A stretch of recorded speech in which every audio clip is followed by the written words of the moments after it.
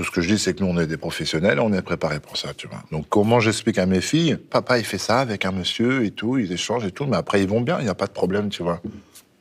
J'arrondis, quoi. Si un jour, une de tes filles dit « je vais faire du MMA », Justement, mon coach, regardez la grande, là. un bête de potentiel, on s'est dit. C'est une athlète, déjà, un petit Ouais. peu, je le sens. Puis, il y a un mental aussi.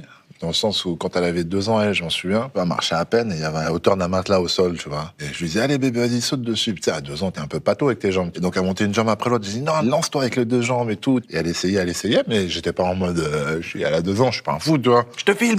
Non, mais tu vois ce que je veux dire? C'est pas, elle s'est mise à pleurer parce qu'elle n'y arrivait pas. J'ai dit, oulala, ma fille, mais quelle compétitrice, ça. Ah ouais, tu crois? Ah ouais? Oui, elle est en échec. Ce genre de quoi. pas y arriver, et ça l'a frustrée, tu vois. Ah ouais. Et je l'ai mise à l'athlé, là, son premier sport. Elle adore ça, courir, elle est meilleure des filles, elle rattrape même des garçons, des machins, et tout, tu vois, donc bon. Mais MMA, je veux pas, non.